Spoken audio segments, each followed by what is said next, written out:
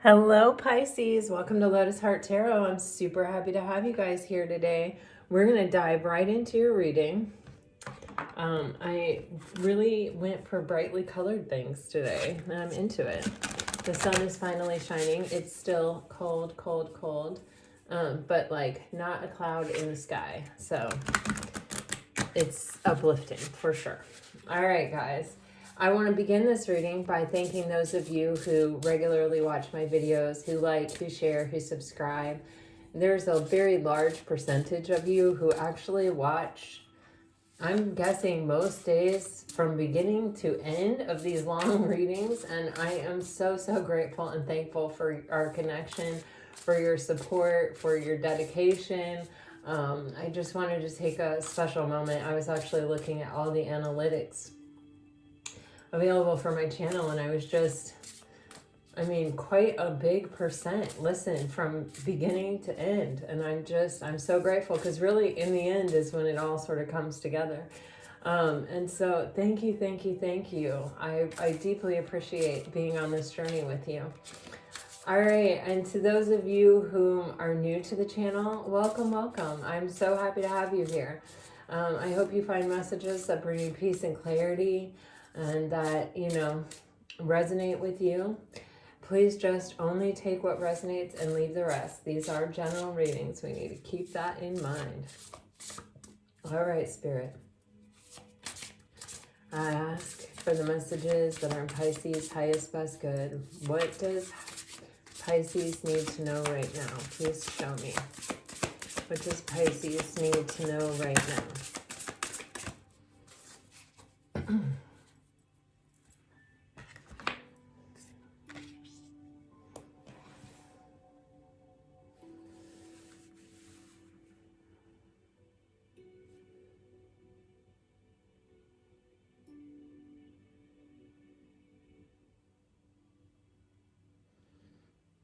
Pisces.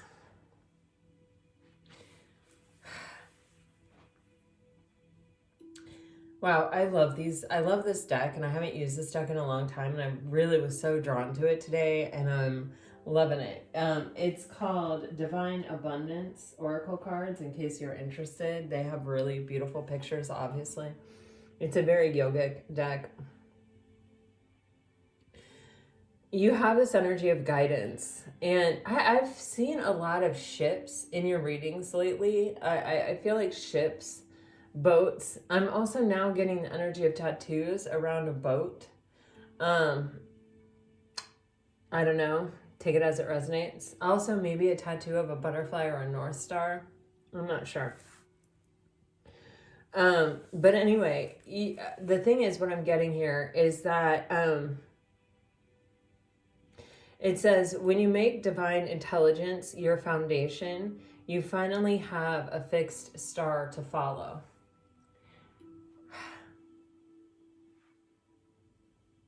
There are just so many things that I could say about this. And, when I'm doing general readings on YouTube, we're all coming from different faiths. We're all coming from different belief systems. We're all coming from, different experiences and different understandings of the universe. And no one is right, no one is wrong, or at least that's my feeling. It's that we all just have this feeling and this interpretation and this idea and this sense based on what we've experienced and what resonates with our intuitive self. And it's meant to be that way, I really feel. Because we all have so much to offer each other in this way. But what really matters is you with you, and what you believe in, and that you believe in something, and that you've considered it, and that you've thought about it, and that you maybe from time to time get curious about it, or learn more, or stretch yourself, or even, take on board other philosophies, other ideas. I started out with no religion. My family thought that religion was a crutch for weak-minded people that weren't, able to kind of stand on their own 2 feet. And that, my mom felt that, the fact that people could have their sins be forgiven so easily meant that they weren't really accountable for their actions, which is hysterical because she was never accountable for her actions. But you know, without some idea, even if your idea is that there's nothing there, you know, but without ever contemplating it, you know, we don't have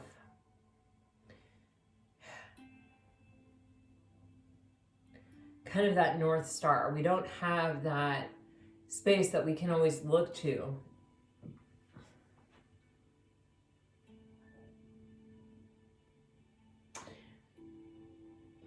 lead us through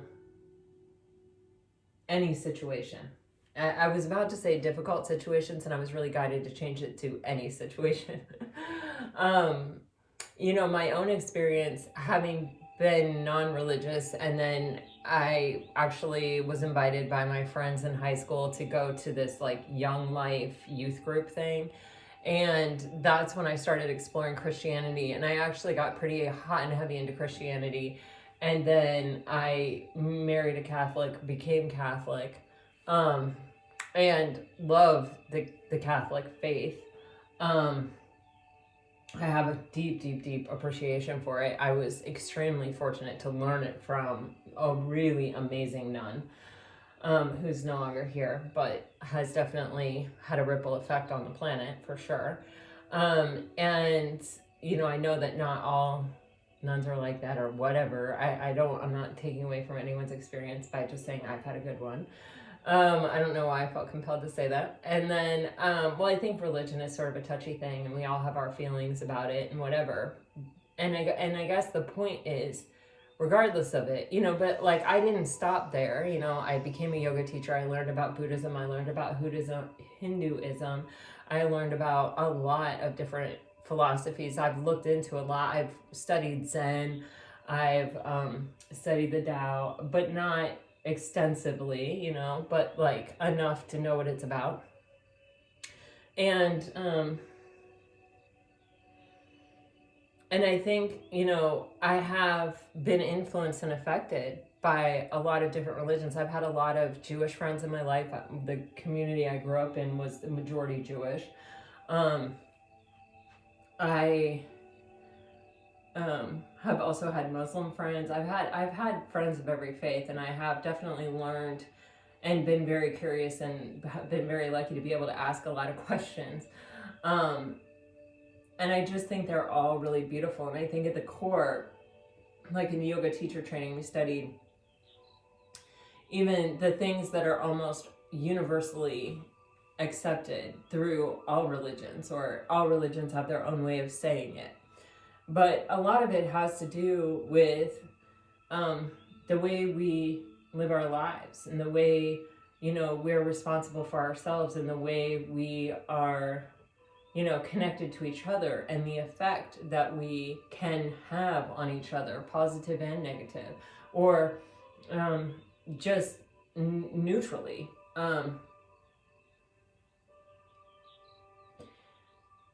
But I think, you know, it's that faith, it's what we believe, and it's what we kind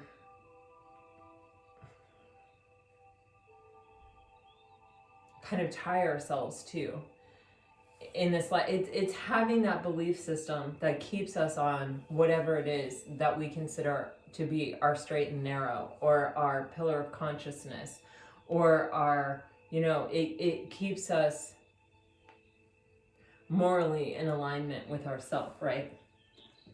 And so it is something that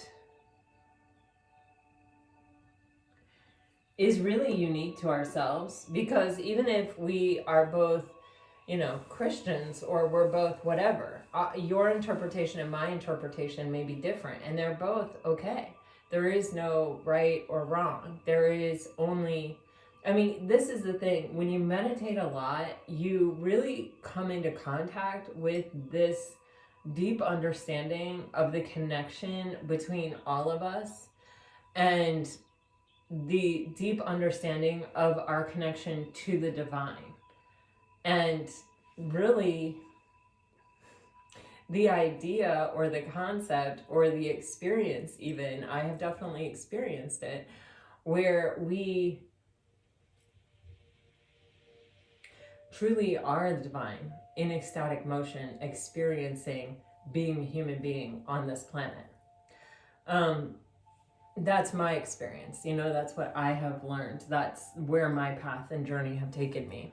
If you're interested in learning more about that, you can find Mooji, Mooji, on YouTube and do some guided meditations with him. It's pretty incredible. It will be life-changing. If you're open to it. And I don't recommend anything for anyone. I don't know if I've told you this story, but I went to Hawaii shortly after a really important person in my life died. And I was on the Big Island, and there's a Buddhist temple there. I believe it's called the Wood Valley Temple. And I went there and I met a monk, and I had been doing yoga for about a year and a half, but in losing this person, it was so life altering for me to lose this person that I really went through it. I was also at the same time that I was disconnecting from my entire family. And so I was really in a very shaken, vulnerable state in my life.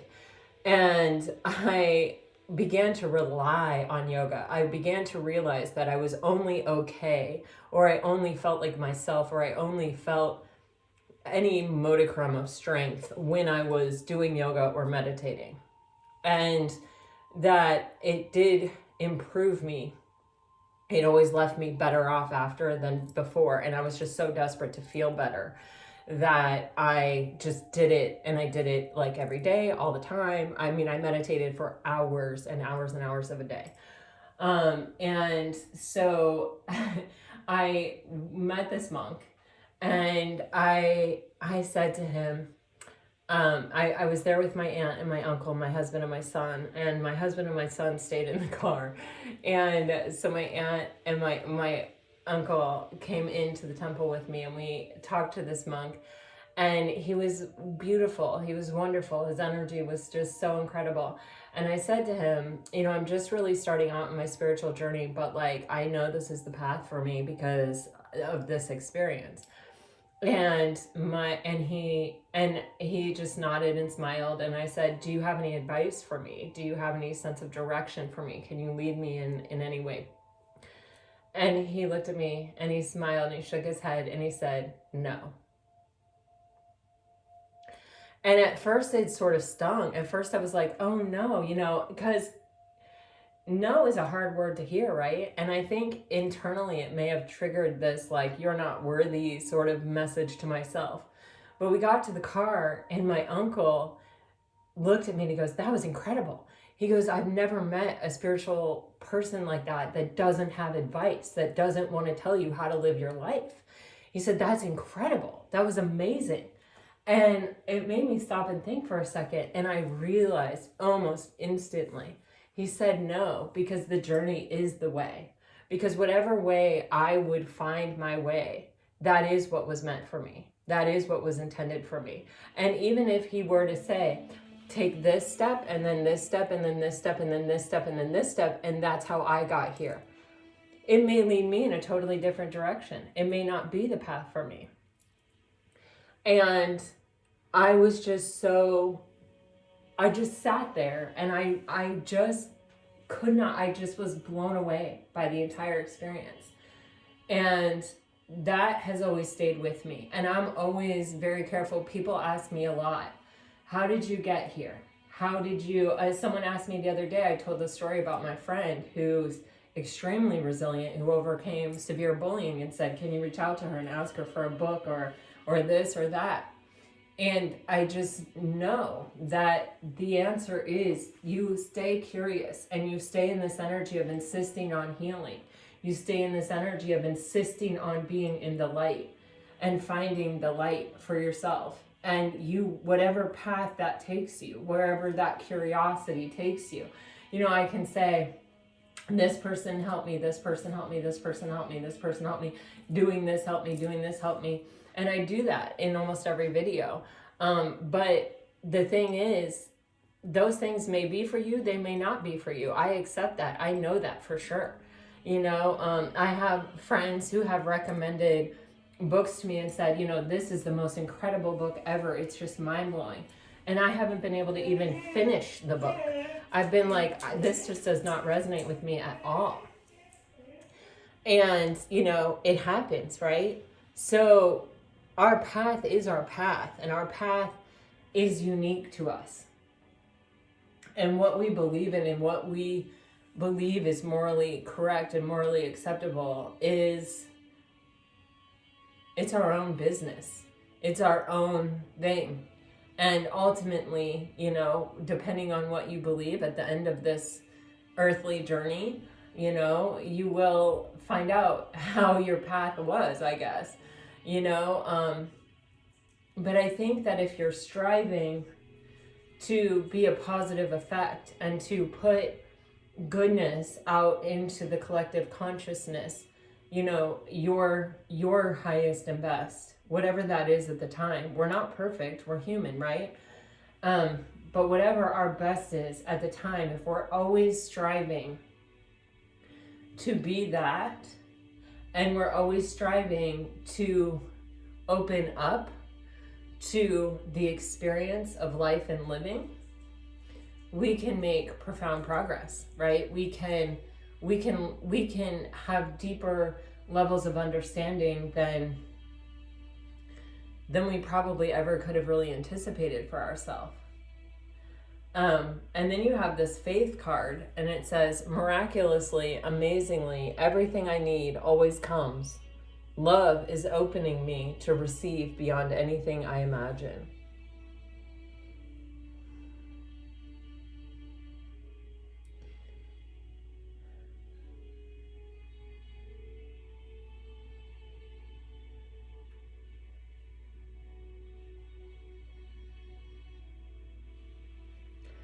I just feel like sitting with that for a second, because I sort of feel like so much of that is what this channel is about. That's what this journey has been about for me. Miraculously, amazingly, everything I need always comes. Love is opening me to receive beyond anything I imagine. I'm just going to leave that there. When we can remove the barriers that we hold within ourselves against love, like Rumi says, and we can open and then open and then open and continue seeking to open to the experience of love and to being love, being the vibration of love, we can have like such profoundly abundant experiences and connections.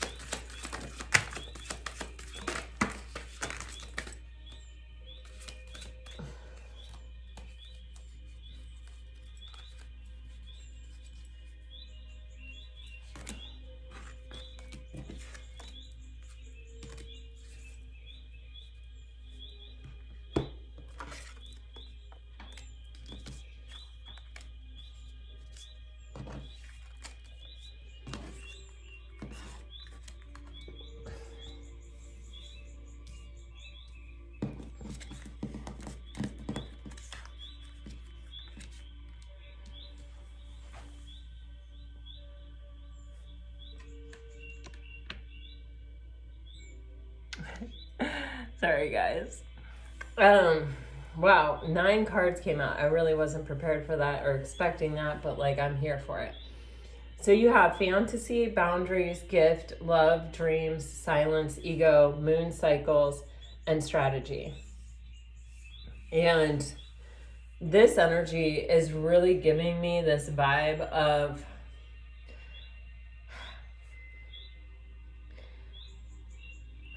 especially because I'm talking to Pisces here. With the fantasy, part of falling in love is the beauty of the fantasy, right? When we meet someone that really excites us and we have that opportunity to imagine what life could be like if everything works out perfectly. if everything, had its,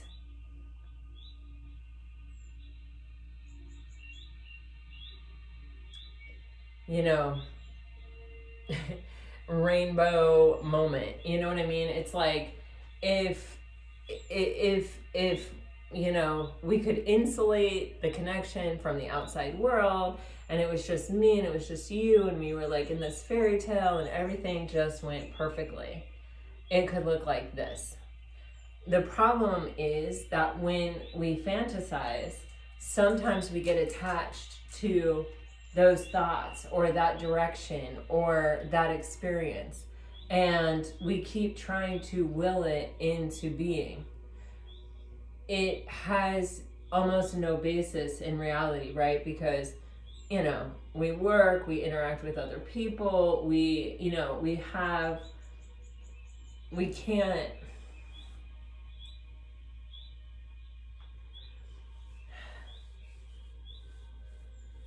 well, and because you're human, the other person that you're dealing with is human, because very rarely do things just unfold like a fantasy, and I think sometimes we get it wrong about what the fantasy is, just like we get it wrong about what happiness is, what true happiness is.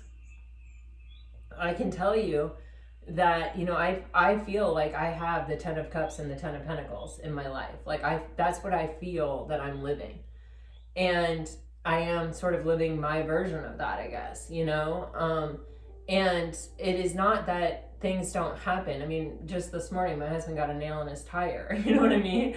Things happen, and we lose people we love, and we go through difficult days. I mean, I just told you about my difficult days.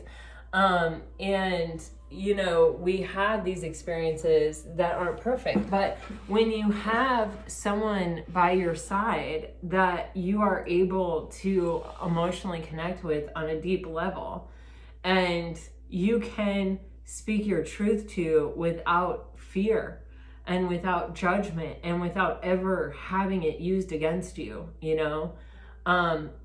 you can just be that authentic and that real with your partner, and they are loving and reflect, even in those difficult times, your beauty to you. My mom said to me once, "You're too much, Christy, you're too much." And my husband said to me as we left, obviously we walked out after that, he said to me, he goes, it's interesting. He goes, that your family really enjoys the part of you that is, generous and loving and takes care of them and cooks for them and makes all these special occasions for them and makes their birthdays and Christmas and, does all this stuff for them. But it's that exact same quality that your mom says is too much. And he was like, when you truly love someone, you're not allowed, you take it all, and you understand it all, and you understand why it is that way. And it was the first time I always thought I was too much, because my mom said that to me since I was pretty much born.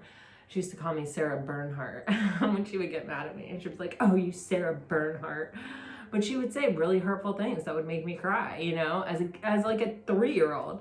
But anyway, what I'm saying is, there is this good part, or there is this part that you really enjoy and love about the other person. And it's a duality, just like everything. And so it has its dark side. It has its shadow. And we're not all always at our best in the light. We get tired, we get run down, we get, especially when those things happen, those other parts of us kind of show, the parts of us that we typically, control, or we typically don't let come to the light, they come out, because we're human. And so this idea of what a fantasy is, it's not having the big house with the cars and the boats on the, at least to me, it's not. I don't have those things. I mean, I have more than enough, but I don't have those things. And in fact, like, I grew up in that environment and literally went away from those things because I saw the flaw in the mentality, and I saw the superficiality of the connection, and I knew that that was not what I was looking for in my life. Not to say there's anything wrong with that or that good people don't exist in those environments. It's just that I have a hard time finding them, you know? And the thing is that the fantasy really is that you just have a partner you can say anything to without fear, and know that they so truly love you and love who you are that you're never too much, and that it's not about like, I can accept your emotional outburst. No. That's not what it is. It is, I see how hard you're working to be your highest and best self, and I love you so much. I'm here to support you on that journey, just as you are here to support me on that journey. And it's not, I don't ever, take something out on my husband. He doesn't take something out on me. It's just like, hey man, I really enjoy your company. We like, I don't know. I don't even know. I can't even describe it. It's just that it's an everyday kind of thing, and it doesn't require anything fancy or materialistic or anything. And it's literally, I care for you and you care for me, and I am your safe place to fall, and you can trust that, and you can trust that I will be there. That is the fantasy. And sometimes our heads and our thoughts and our brains warp that into, it looks like this, and then they say this, and then I say this, and then the wedding looks like this, and then the kids look like this, and then they turn out like this. And it sets us up for such failure and disappointment. We're always going to be discontent with what the reality is, because it will never be that fantasy. And I see with this like boundaries energy, it's actually giving me that, like, sometimes we manifest and visualize things and the universe says no. The universe shuts it down. The universe says, this isn't healthy. This isn't healthy for you.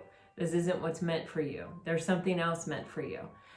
But boundaries and discipline and things like that can be, and I say can, are not always, right? Difference, can be very loving. The things that don't work out can be the biggest gifts that we ever receive, right? And that's what I'm getting here. It's like, there's this energy of being disappointed by the reality. This lock is giving me heavy metal. It's giving me the feeling of the material world. When things in the material world do not turn out like what we had hoped or fantasized or dreamt about, or they don't look that way, it shuts it down. And this is actually a gift. And I think it's a gift because, well, I think it's a gift for a lot of reasons, but I think one of the reasons is because that fantasy isn't even the fantasy. It's not even the highest and best thing you can experience in this world. And it even feels like some of the things that we focus on, because even if you're fantasizing about, like, let's say winning the lottery, right? And you're like, okay, and I'm going to do this, and I'm going to do this, and I'm going to buy this, and I'm going to build this, and I'm going to have this, and I'm going to blah, blah, blah, blah. It's really fun to go down that path, and sometimes we can go down that path and get so into it and create such a really real experience for ourselves that then when we don't win the lottery, we're like, oh man, and then we're funky for a couple of days. And people call this like getting false hope, or getting their hopes up and then having them dashed and stuff like that. It's honestly, I feel it's like the loving vibration of the universe telling you, try again. That's not the highest and best. Try again. That's not the highest and best. And when I remember that when my husband and I were first married, I literally remember putting the top layer of the wedding cake in the freezer. You know how you're supposed to do that and then take it out on your first anniversary and eat it, which we did, and it was not good. It was totally gross. But that could have been my fault. I don't think I really knew how to properly like put something in the freezer at the time.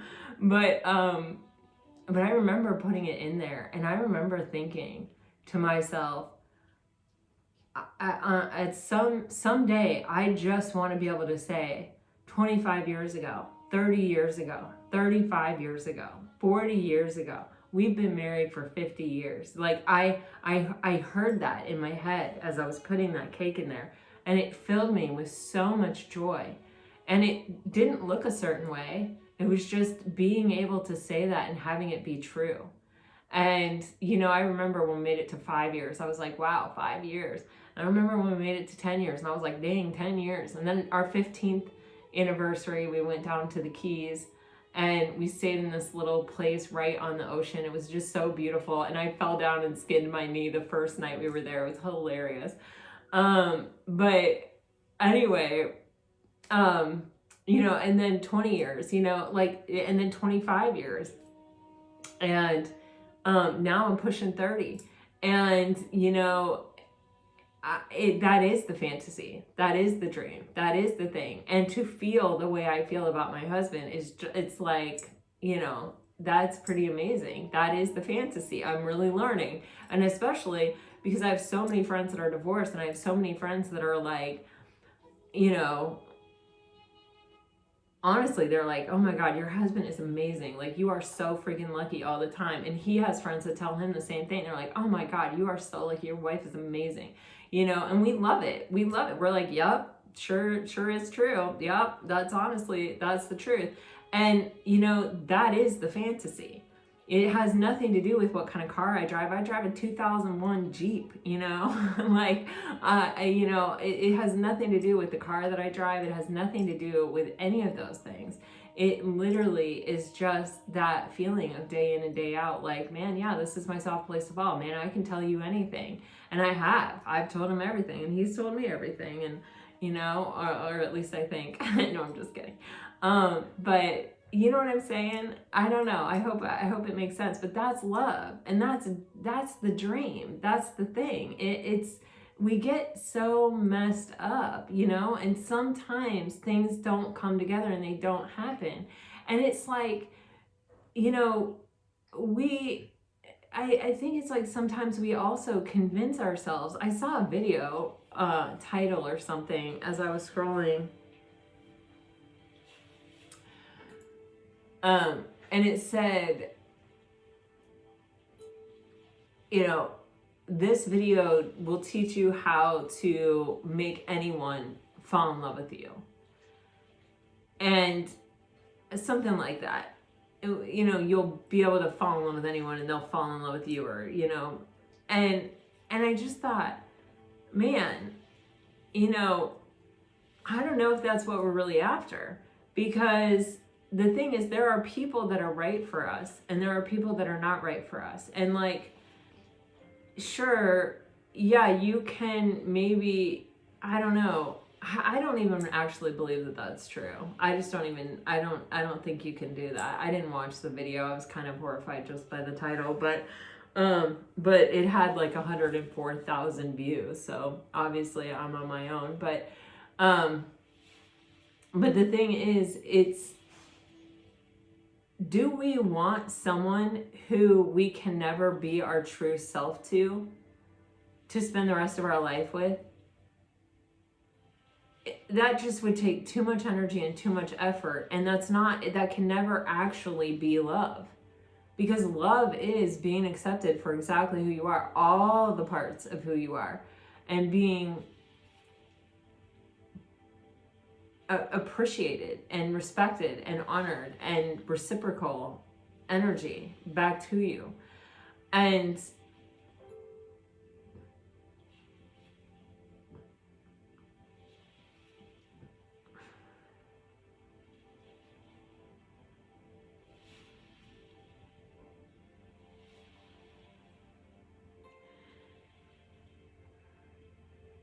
There are also those video titles that say, you know,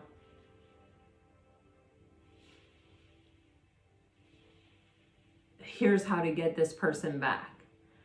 And, you know, it's hard when you really love someone to let them go. It is. It's so hard. You know, I mean, I just told you about how difficult it was for me when someone really super duper important in my life died, how much I went through. And I know it's very hard to let people go when you love them. But it's like, you know, when it was my cousin who died and we were inseparable. When she died, everyone was saying to me, like, she's still there. She's still with you. She's just transitioned. And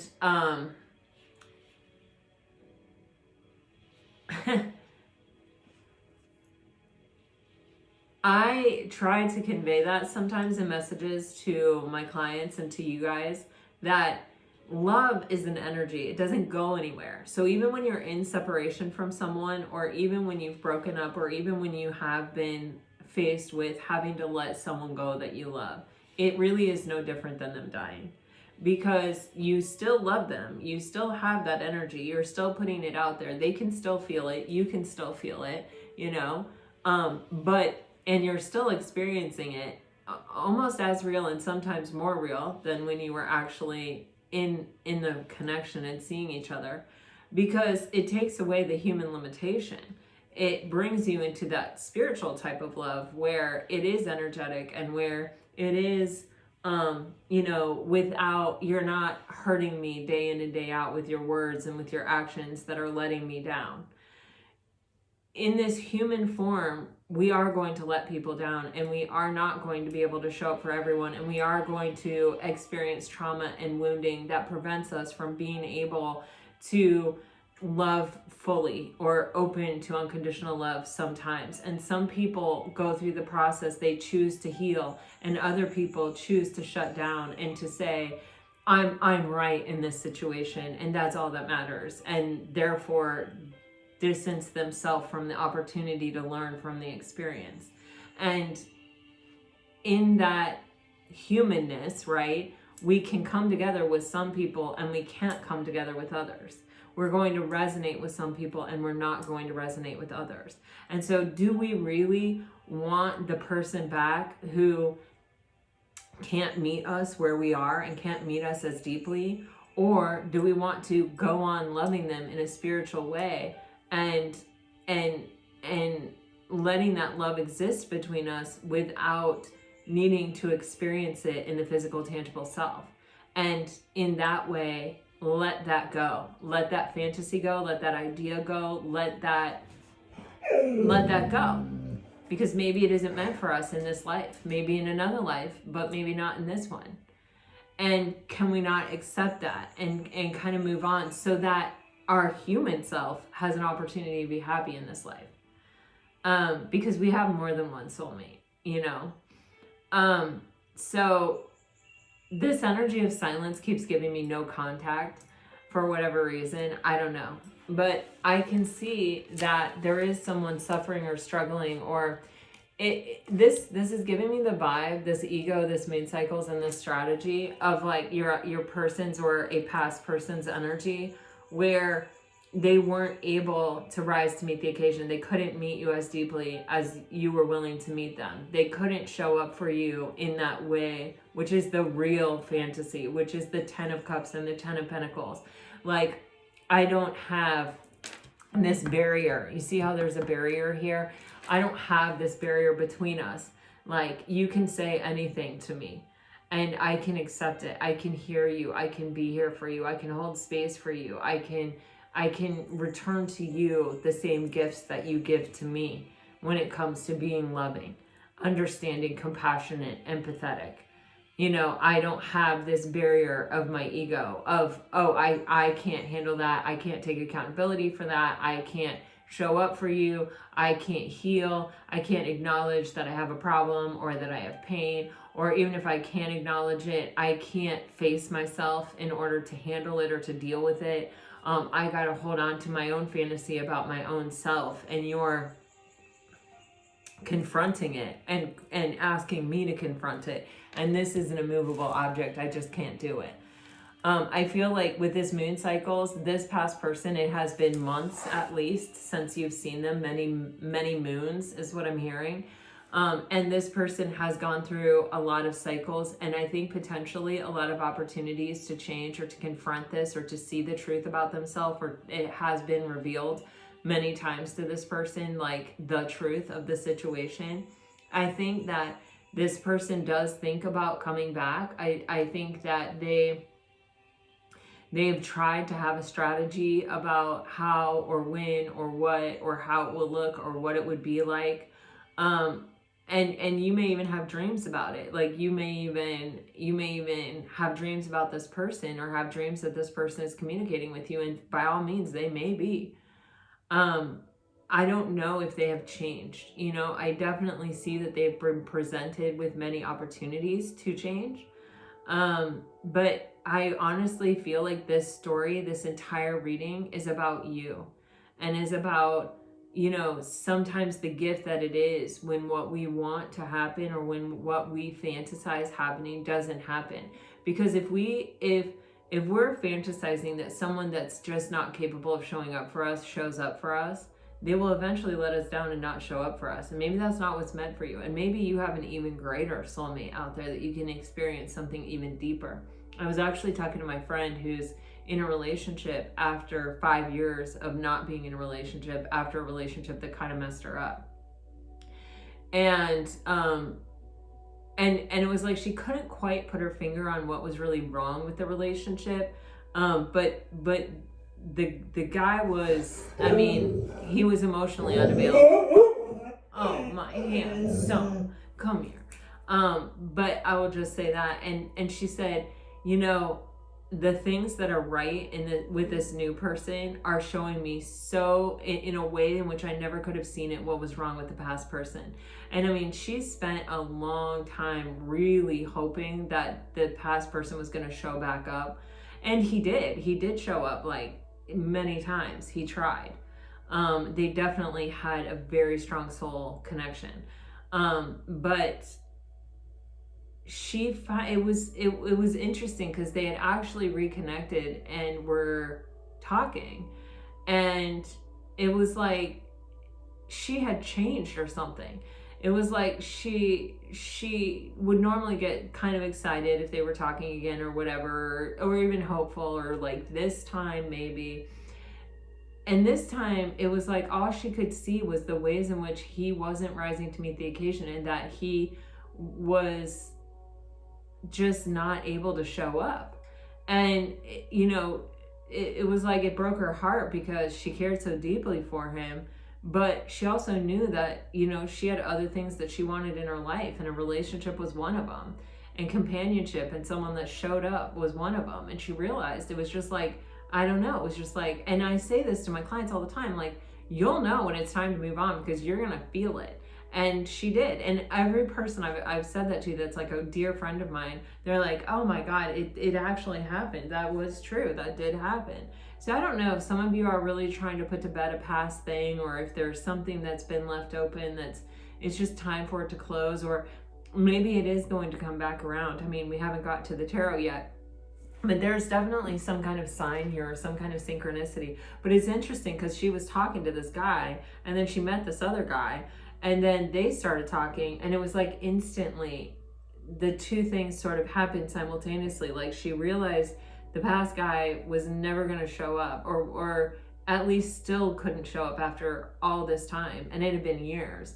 And then the new guy was showing up in ways that the first guy had never shown up. And it was just so eye-opening to her. So anyway, I don't know, but this is what I'm getting. Okay, so let's see. Let's get some quotes, some messages here, guys. Let's see what's up.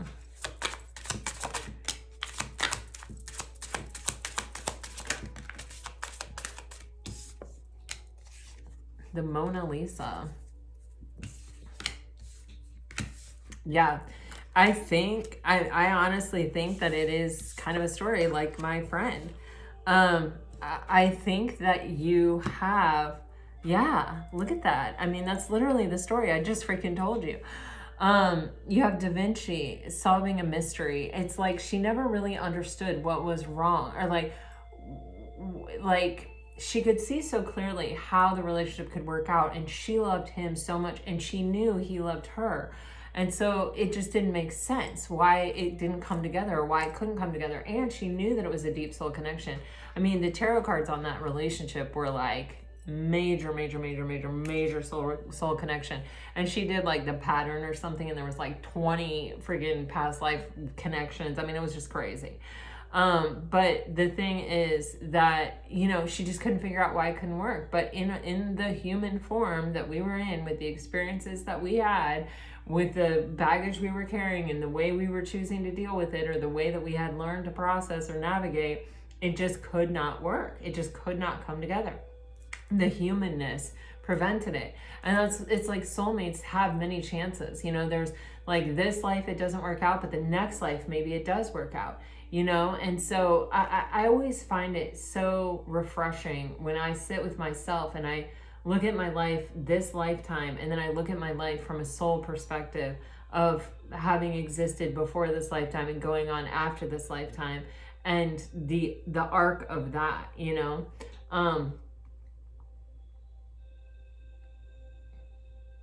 It honestly takes me to such a deep place of gratitude. It's insane. But then you also have this Rembrandt energy, time for introspection. That connection could have been a soulmate connection, and it may have been even the soul contract that it bring you to a place of introspection. And maybe it's a place where you found your faith, or you strengthened your faith, or you deepened your faith, or you found your North Star, or you reconnected with yourself and realized, I am the most important thing. And what I want in this life is what really matters. I literally, something just came to me right now, where it's like, you know how when tarot card readers or like people will say in general, you got to love yourself first and then the other person will love you. And you're like, okay, I'll get to work on that. And you do all these self-love things, and you're trying to love yourself, and you're trying to do all these things so that the other person comes back to you. And so it becomes in relationship to the other person instead of just you with you. It's like, I'm doing this, and maybe you're saying, you know, I'm doing this for myself, but the catalyst for it, the reason you're loving yourself, the reason that you want to, and the reason you're so dedicated and passionate about doing it, is because you kind of want that other person back, and you know that you got to do this in order to get them back, and it makes it easier for you to do this because it means that, than if you were just like had nothing in relationship to it, and you were just doing it for the sake of doing it. You might not be so dedicated or so passionate or so whatever about it. And I do see that a lot in tarot card readings, where it's like that is the purpose of certain soulmates in our life, is to get us to love ourselves, and to, you know, develop this kind of spiritual kind of relationship and faith with the divine and with the divinity within ourselves.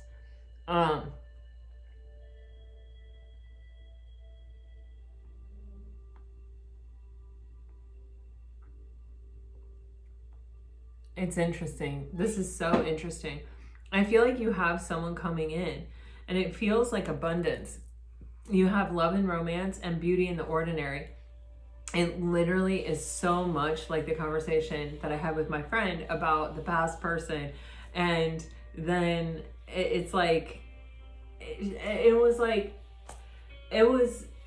I mean, she was talking about like the way, like, he listened so attentively when she told a story, like, just like, it was the little things that she was noticing. Like, he wasn't distracted, he wasn't, you know, like, even at the end, he would make these observations that even she hadn't thought about, where her past person would sort of kind of half listen and then be like, oh yeah, okay, cool, kind of at the end, you know what I mean? And she felt such connection and strength of connection. And I just feel that with these cards. It's crazy. But it's putting something in a different perspective. It's seeing something differently. It's more vibrant. see how they're not really relating to each other. They're not really happy. They're not, like, you can see that, okay, but I don't know. You can see the similarity or the sameness, but like, it's not this, you know?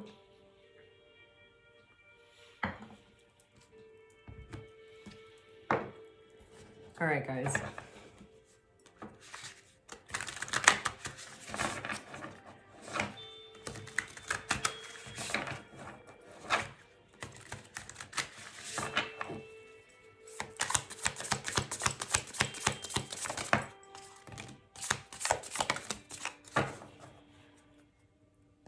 This is one of my favorite tarot decks.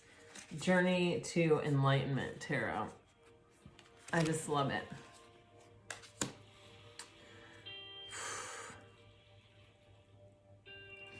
Wow. You have the Three of Cups, the Four of Cups, the Ten of Swords with the Eight of Cups and the Two of Wands.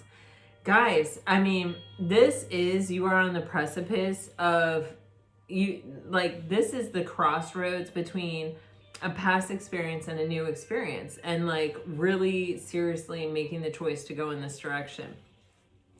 It's wild. The Three of Cups to the Four of Cups, it's like, you know, being happy, finding that celebration, you know, when you first get together and everything is really exciting and happy, and you have those fantasies and you're starting to like really be like, oh my gosh, you know, I've really met someone. They really matter to me. I'm really excited. I can't wait to see where this goes. You know, it's a reconciliation of soulmates, and there's like, you know, a celebration about it. And then the Four of Cups is like where it progresses into this sense of disappointment and disconnection and discontent and like, you know, a stagnation or even like a lack of growth. And it's kind of, it's like, but I know it could be so great. I know it could be, you know, so happy. It was once. And so now I'm constantly trying to get it back to that place of happiness, of joy, of celebration. And it ends up with the Ten of Swords being a really difficult ending that takes way longer than it has to, because we keep holding on to this idea that if it once was, it can be again. When someone has actually really let us down and disappointed us, and you know, not taken us kind of to the promised land, right? Or to the potential, you know, it's like, yeah, it's like, this is kind of what it is now, and that's not what I want. That's not what I signed up for, kind of a vibe. And with the Ten of Swords, it's like, this can be an ending that takes longer than it needs to. You know, it's like, I don't want to admit or acknowledge that this has really been quite a disappointment. With the Eight of Cups, this is when we finally make the acknowledgement, right, that we have to move away from something, because it's the level of contentment we can reach with it, we have already reached, and it's not the Nine of Cups and it's not the Ten of Cups, and we really want the Nine of Cups or the Ten of Cups, and so we're not willing to settle, and so we decide to move on. And I'm just getting, there's moving on, and then there's moving on, right? There's moving on, like,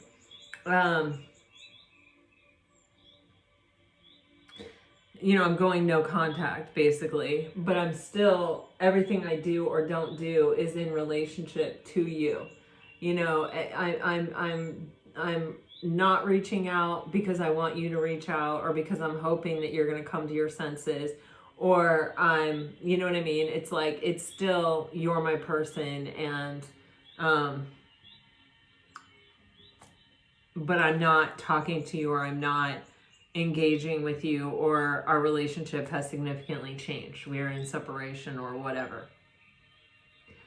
And then there's the, like, wow, I actually am now no longer waiting for you. I no longer call you my person. I no longer see you as my person. I see you as a person who was really important to me, a person who I will always hold a space of love for, but someone who ultimately I had to walk away in this life because we weren't ever able to realize this soul connection and its true potential in this life, in these human forms, with our limitations and our experiences and our ways of processing things. We could not bring it to the 9 or 10 of cups. So I have to walk away because I have to choose myself first and foremost, and my own happiness first and foremost. And that's, you know, the ultimate decision of the 2 of Wands, really, right? Is, you know, standing at the crossroads, and what do we choose?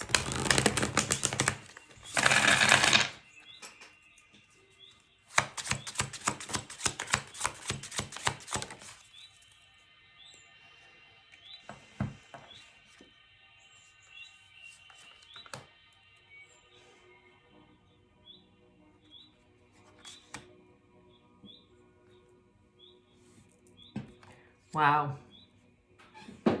See, with the 7 of Wands coming out in reverse, it's giving me this situation of letting go of, okay, we're not going to try this anymore. And letting go sometimes takes a long time. You know, it's a process, and it's kind of like it happens in levels or layers, or a little bit at a time, a little bit at a time, a little bit at a time.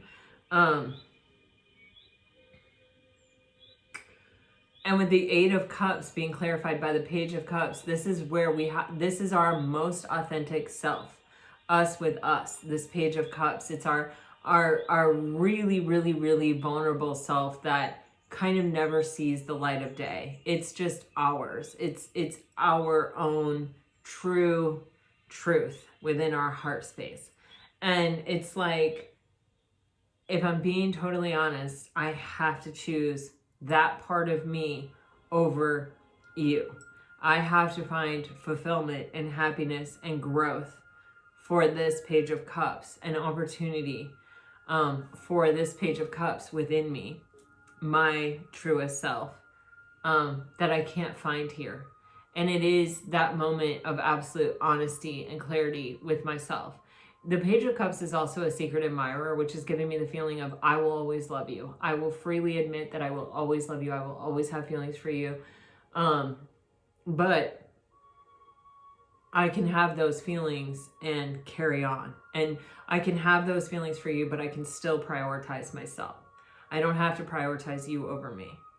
And with the Queen of Wands, when we make choices like this, when we stand at the precipice and we choose ourselves, this is what brings us into that Queen of Wands energy. This is what brings us into the energy where we are able to really manifest the fantasy over this fantasy, where we are really able to, there's a black cat at the foot of the Queen of Wands on the card. And this is like tapping into our psychic self and even getting a vision. It's like when I was putting the top layer of my cake in my freezer, and I was thinking to myself, I want to say, you know, 10 years, 15 years, 20 years, 30 years, 50 years, like, you know, the joy I felt in that moment of just that fantasy of just knowing someone and loving someone for that long of a period of time, and him and my husband himself,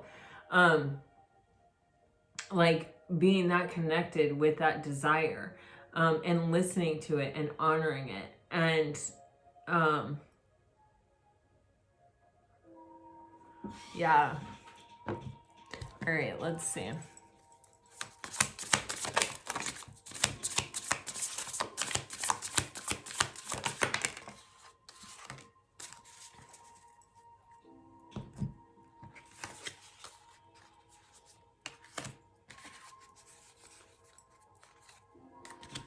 Woo!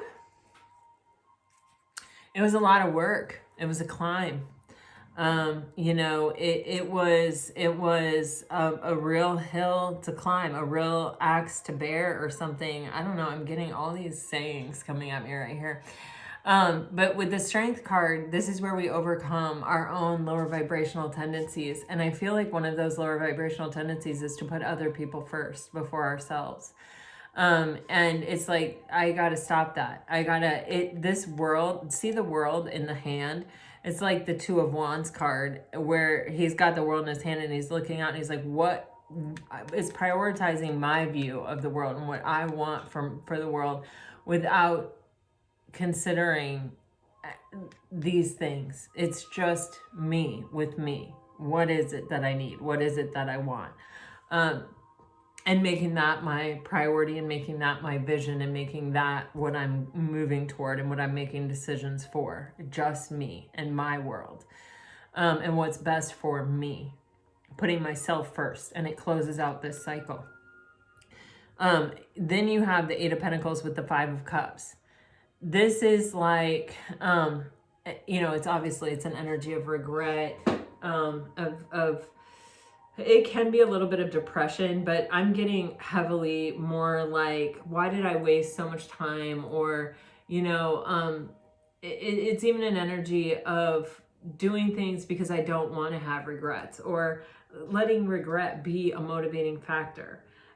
Regret is a lower vibrational energy, and it's hard to carry. It's heavy, and it sucks. It slows us down. It's dense. It sucks, And so we don't want to have regrets in life. Yes. But using regret as a motivating factor of like, well, I think I'm just going to stick it out here because I don't want to go for something else and then regret this. Or, I think I'm going to,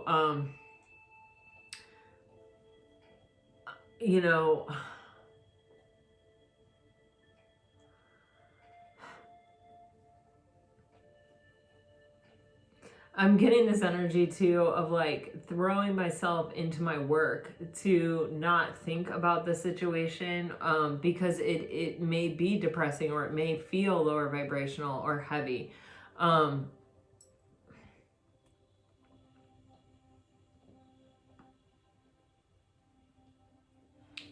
But I feel this energy of actually working on myself, and actually working on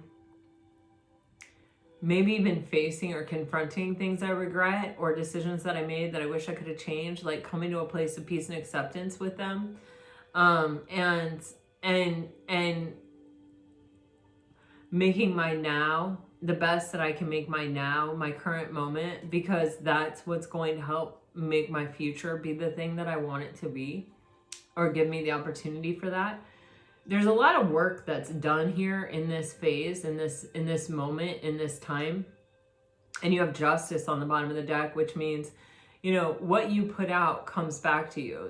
This is karmic justice. This is like the universe balances things out. So if we're putting love out, and we're putting hard work out, and we're working on ourselves, and to raise our vibration, and to be the highest and best version of ourselves, and to overcome our lower vibrational tendencies, and to really truly love ourselves, the universe rewards that. The universe brings things in that reflect that.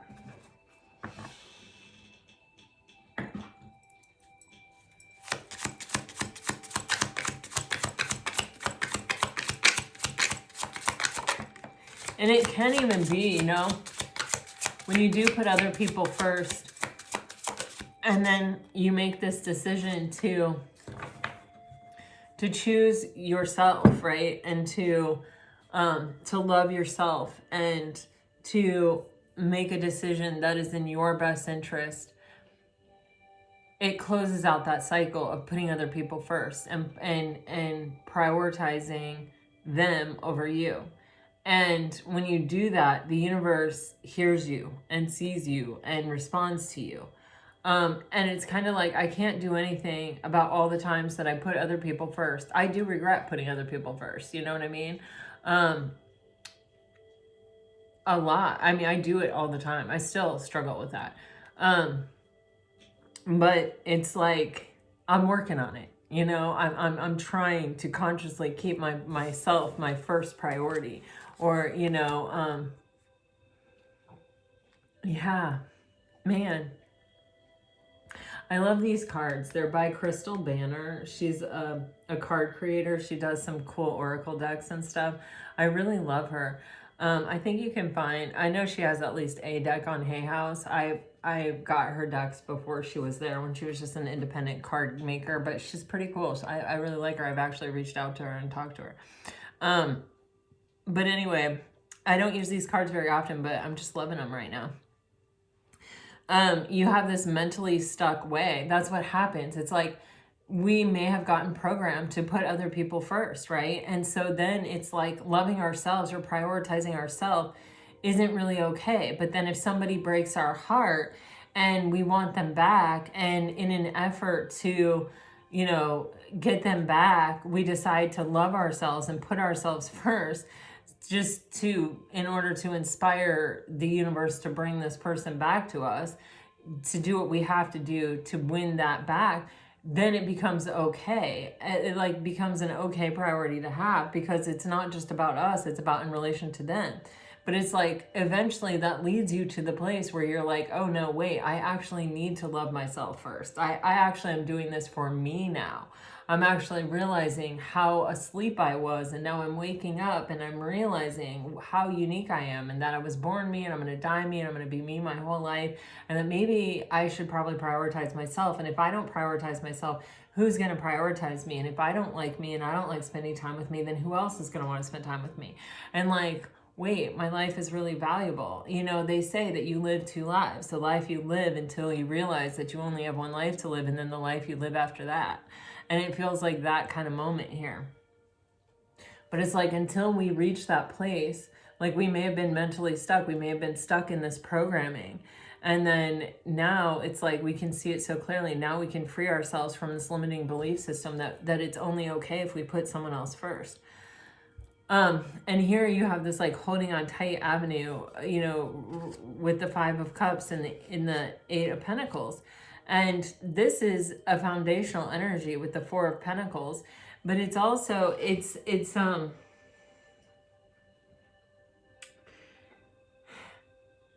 almost like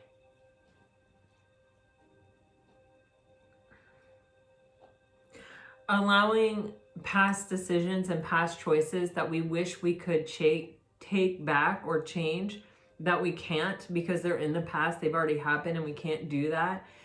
Holding on to those so tightly that we're almost sort of even saying, maybe I don't deserve this, or maybe I'll never have this because I made that wonky decision 10 years ago. Or, you know, maybe I just fucked myself because in my 20s, I wasted my 20s with people who didn't deserve me and didn't want me. And now that I understand my worth, and now that I understand what I deserve, I'm screwed because everybody's divorced or sucks, or it's only that I can meet people on online dating, or this is like whatever we're telling ourselves. And it's even like looking at these things and letting them go, releasing them, like actually working on them, like transforming them, almost even alchemizing them, changing our foundational self to, instead of being, telling ourselves these past stories and saying, you know, I can't do anything about it because, or I'm limited because I screwed that up and I screwed that up and I screwed that up. That's not what life is. Like Buddha says, like the beauty of life is that each new day is a brand new opportunity. You know, every time the sun rises, you can live your life however you want to live it in that day. But there's a lot that's being freed here and being worked through here, and cycles that are closing here, and mastery of the self and who we are as a person and what we want to be about moving forward. It's bringing in something that's very balanced, and it's like a soul connection underneath these 2 cards, you guys. Ace of Wands, Ace of Cups. A new beginning in love that we really, really, really want. The thing that we've really always wanted, and that maybe we tried to force in other people or cling to other people to have.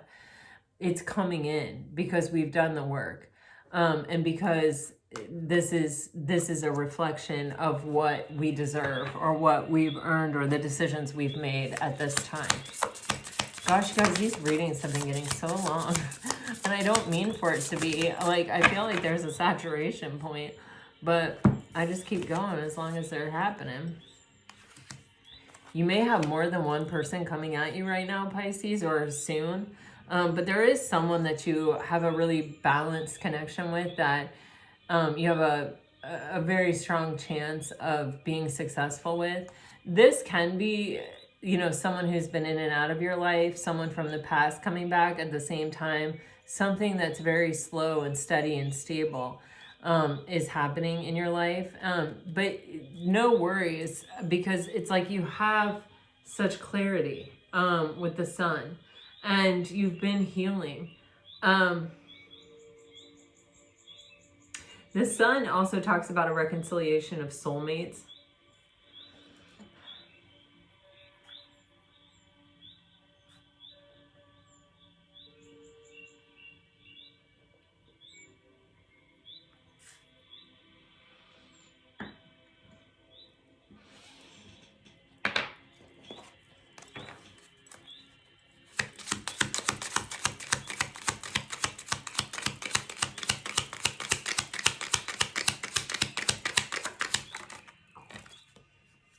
Wow. I'm getting a bunch of repeat cards, man. Holy crap. Whoa. Okay, I'm just going to throw this out there. For some of you, there may be someone from the past who it's like there was a mirroring energy here with these two Eight of Swords where you had the same misalignment within yourself. It just kind of looked different. Like you may have been someone who always wanted to put other people first, and this person may have been someone who ran from their feelings, or who they had their own thing. They had their own cycle that they were working through. They may have an opportunity, if they have healed, to come in and to show up for you and to really like show up for you here and now. With the Chariot, clarifying the Seven of Swords, you're gonna know. For some of you, this could be a Cancer, but you're gonna know. You're gonna know because the work and the progress that you've done within yourself, you'll see reflected in them. You'll see that they have spent the time doing the same thing that you were. And that they're showing up in an energy where they're finally able to be your partner in the same way that you are able to be their partner in a different way, because you love yourself and you're choosing yourself first. Wow. And for others of you, there is someone new who it's been a slow and steady climb. And yeah, I think you're going to have an opportunity with that person. Let me see.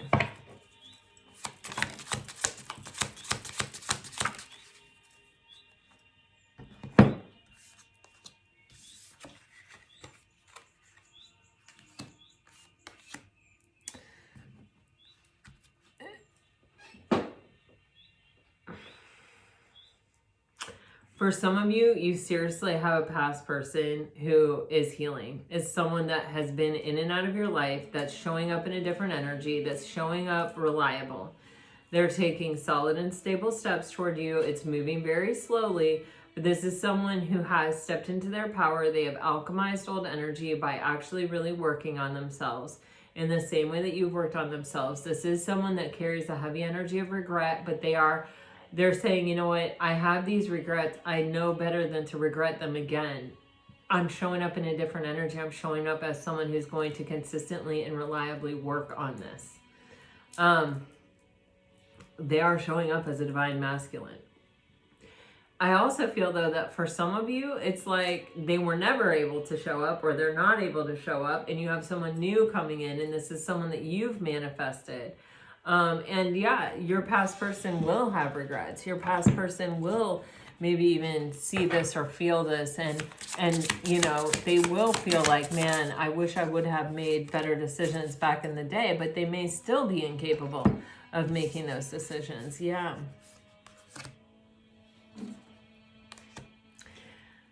You've got the Nine of Cups, the Nine of Pentacles, and the Four of Swords. The Nine of Cups talks about our wish fulfillment. It's also, the nines are single energies, right? Like the Hermit. And you have the Nine of Pentacles here with the Seven of Swords. I mean, the Four of Swords. And that Four of Swords energy and the Nine of Pentacles and the Nine of Cups, this is talking about healing. This is talking about freeing yourself of the things that were holding you back. Remember that 8 of Cups? Well, now here we are at the 9 of Cups, and we got there because we healed. We got there because we were willing to like open ourselves up to the healing process and to like look at the things maybe we didn't want to look at, and maybe even look at what we really wanted and how we were going to get there and what were the barriers that were standing in our way and preventing us from getting there. And we put the work in, and now we're in this energy of being really attractive and not really needing anyone. What is the Devil? What is the Devil?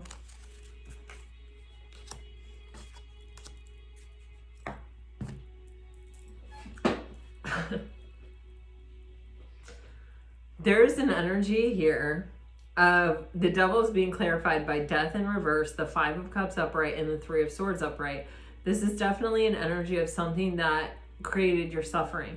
That 3 of Swords, the 3 of Swords as a card, you know, it's about suffering, right? But when someone breaks our heart or lets us down, you know, or disappoints us or doesn't show up or runs off, that event, yes, it is heartbreaking. It is such a letdown. It is so sad. But once that person leaves, we are the ones that continue to break our own hearts with the stories that we tell ourselves and the things that we say to ourselves about the experience and about ourselves in relationship to what happened there. And, you know, there is some kind of regret around not letting something be over or not letting something end and sort of being obsessed with it, or, you know, allowing it to sort of control us or keep us stuck or keep us trapped for whatever reason. And so with the 4 of Swords, the 9 of Pentacles, and the 9 of Cups, there's this energy of having to really free ourselves from a lot of stuckness, overcome a lot of stuckness.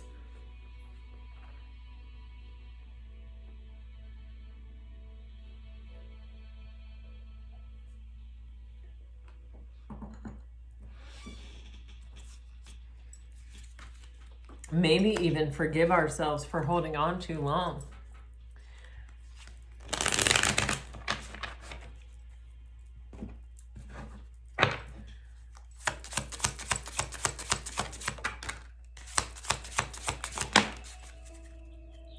What the heck?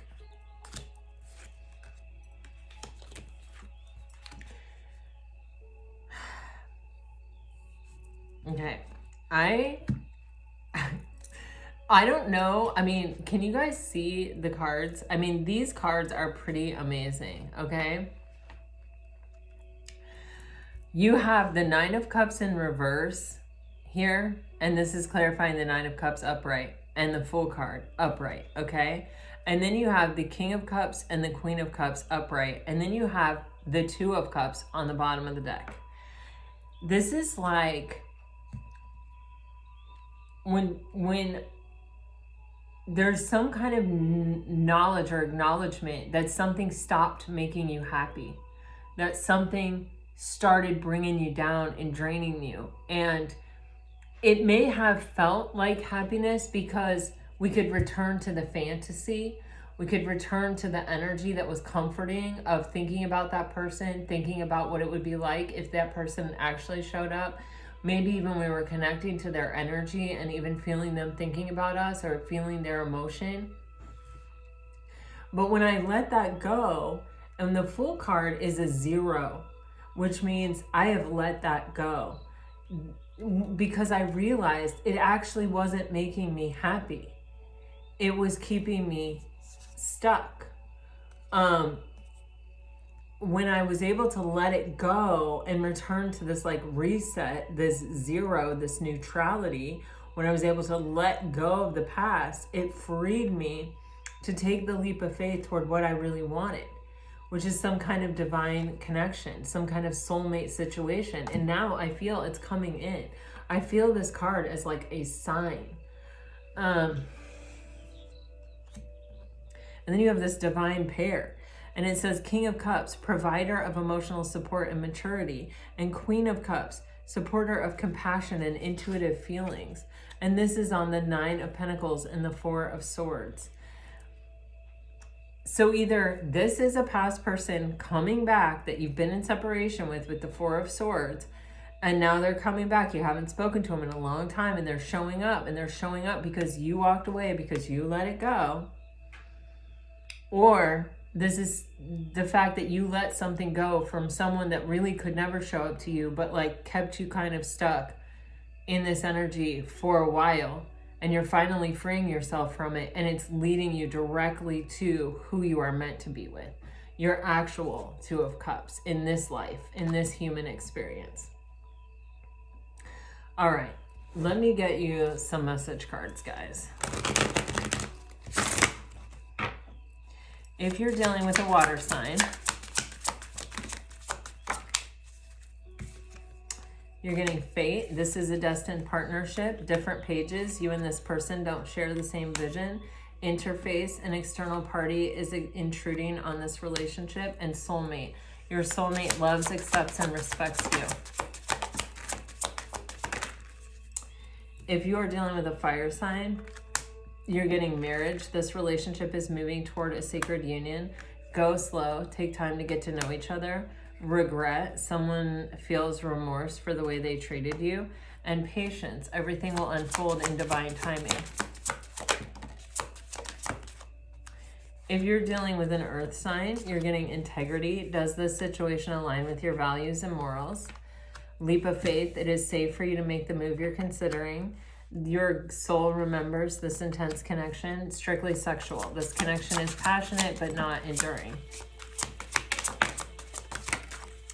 If you're dealing with an air sign, you're getting awakening. Someone is understanding a spiritual transformation. You are safe and divinely guided. Chemistry. The attraction you feel is mutual. Friendship. This friendship is leading to more. All right, guys, this is what I have for you. I really hope it helps. Thanks for staying with me on this journey. I really appreciate you guys. I'm sending you all tons of love and my wishes for divine partnership and bliss and happiness and abundance for each and every one of you. Until next time, guys, all my best. Always, always, always. Bye-bye.